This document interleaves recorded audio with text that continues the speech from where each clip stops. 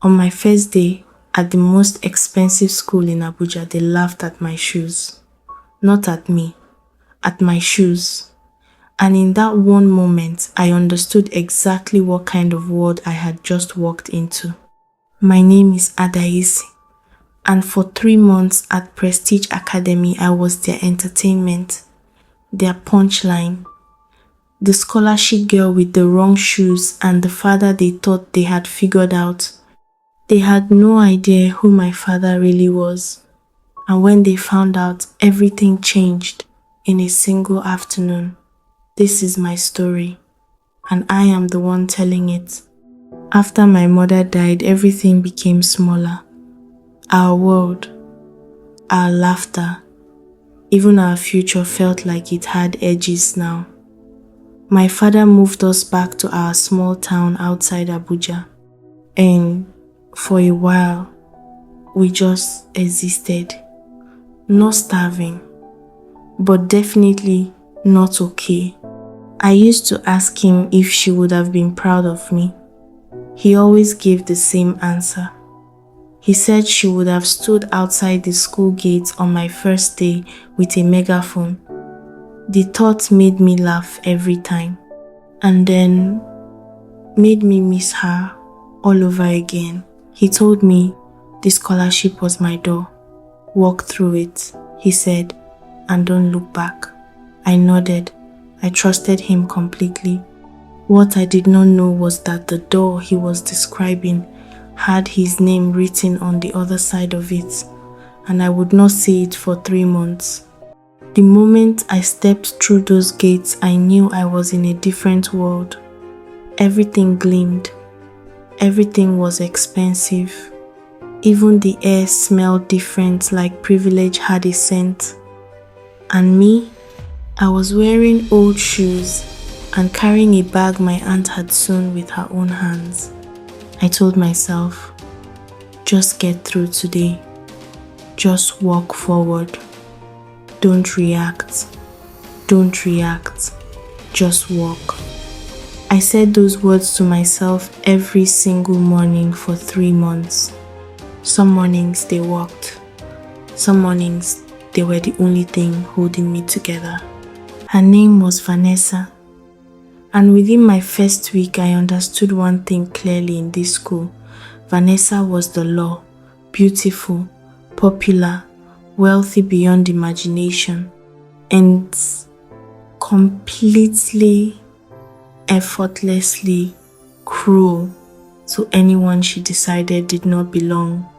The day she noticed me, I felt it before I saw it. That particular kind of attention that tells you something is about to go wrong.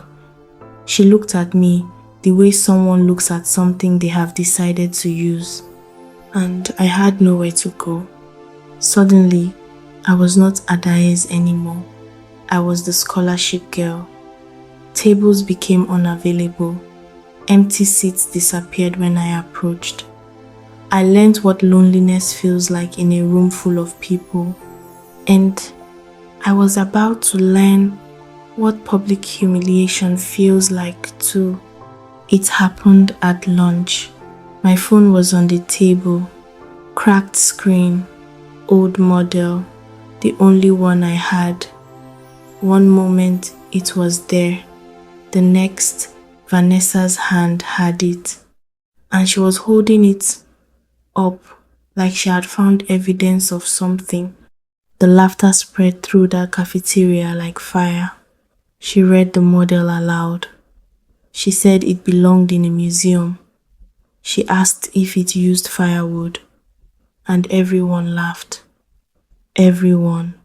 I stood there with my hands flat on that table, and I told myself, do not reach for the phone again. Keep your dignity. Whatever else she takes, keep that. And then she stopped performing. She looked at me, really looked at me and said, people like you should stay in public schools, where things like this are normal. Complete silence for 2 seconds. And then the laughter started again. But even some students looked uncomfortable because that was not a joke anymore.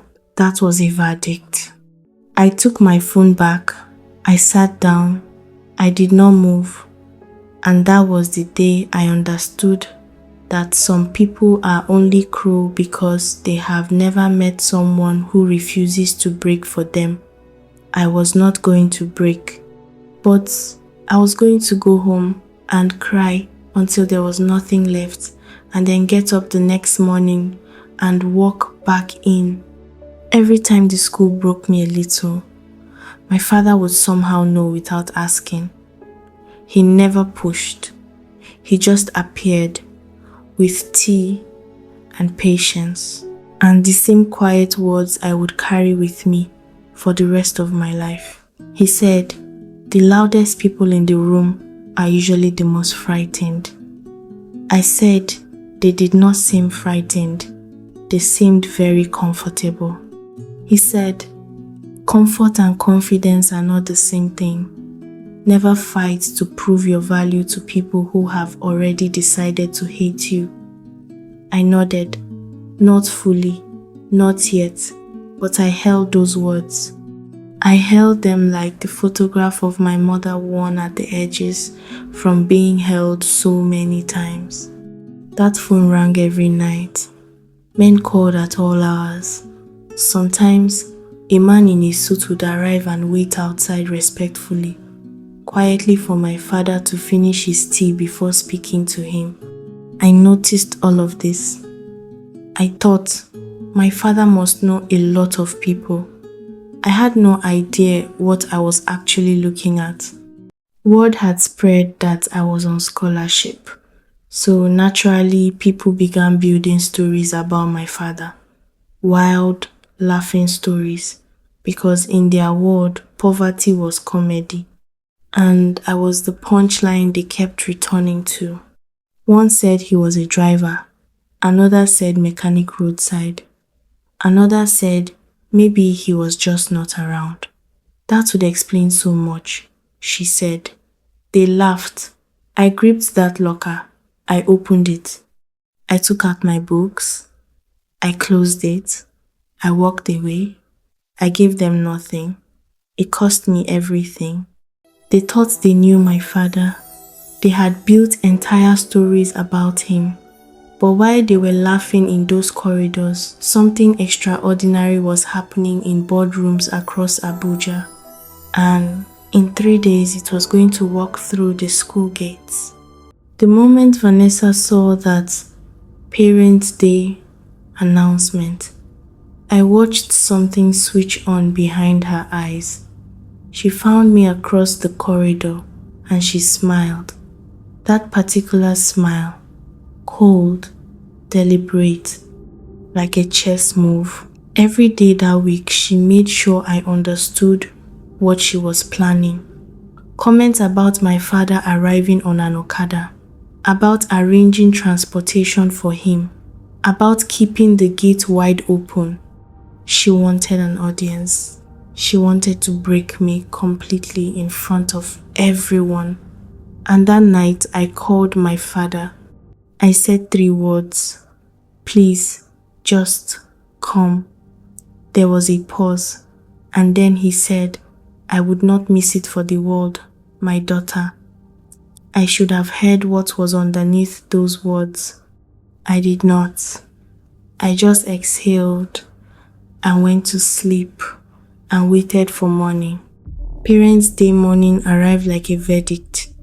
The school had never looked more expensive, and every car that pulled in felt like another reminder of exactly where I stood.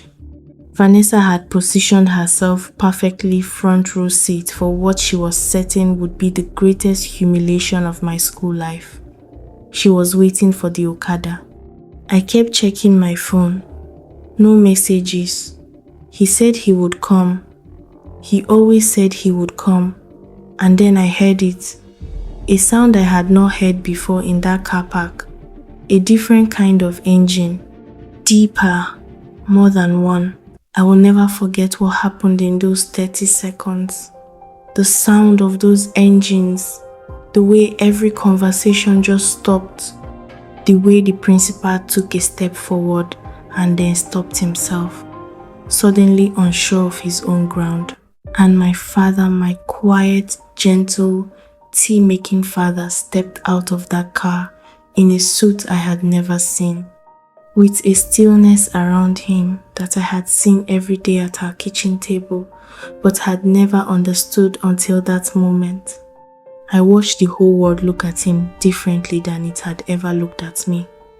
And I watched every single person who had looked at me like I did not belong recalculate. Right in front of my eyes.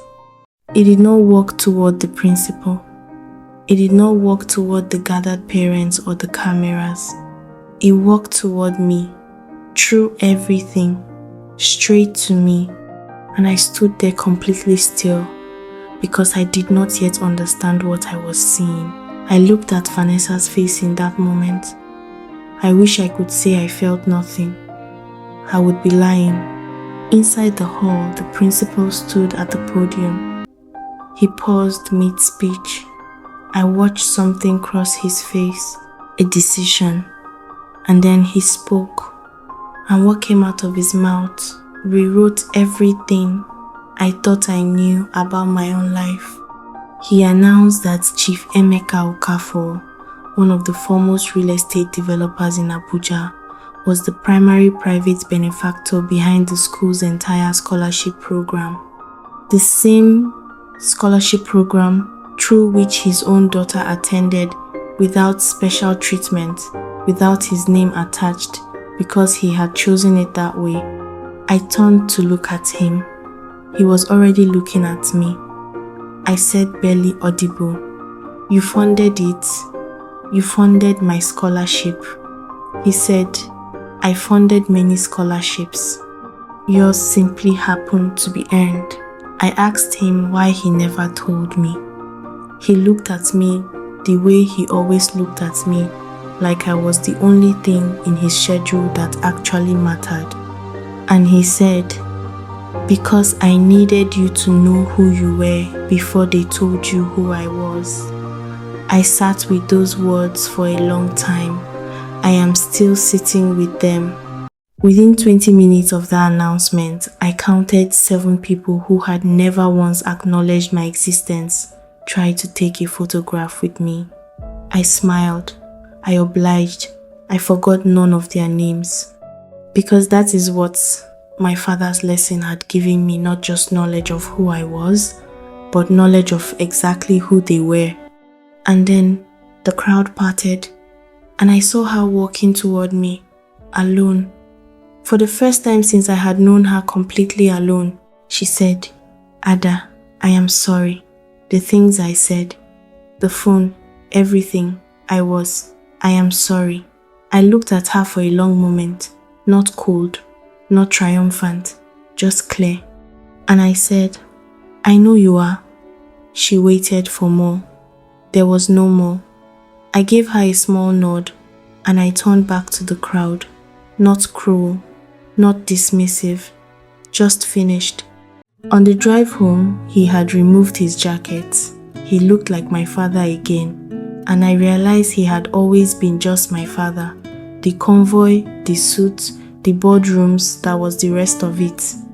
The man who made tea and knew when I had been crying without asking that was the whole of it. I asked him why he never used his name to stop what they were doing to me. He said, "The fastest way to discover a person's true character is to give them nothing to gain from you." I said, "So it was a test." He shook his head. He said, "Not a test, a gift. I gave you the gift of seeing people as they truly are before they knew to perform for you." I told him Vanessa had apologized. He said he knew. I asked if he thought she meant it. He thought for a long time. Then he said, "I think she was sorry." Whether she understood why she should be sorry, that is something only time will answer. I looked back out at that city, and something settled in me. Not happiness, clarity. Today, I still wear simple things. I still use what I have until it is finished. Not because I have to, because I choose to. Because the moment I start measuring my worth in what I display, I become them. And I work too hard to learn that lesson. My father taught me, know who you are before the world tells you. And if they try to humiliate you into smallness, let them. Because sometimes the fire that was meant to destroy you is just clarifying you, burning away what does not belong. So you can finally see exactly who does. Thank you for laughing at my shoes. I needed to know who you were. If my story touched you, subscribe to Moonlight Tales by Joy. New stories every Monday, Wednesday, Friday, and Sunday. Like this video, share it with someone who needs to hear it today. And leave me a comment. Do you think Vanessa was truly sorry or just embarrassed? I read every single one. Your next story is already waiting.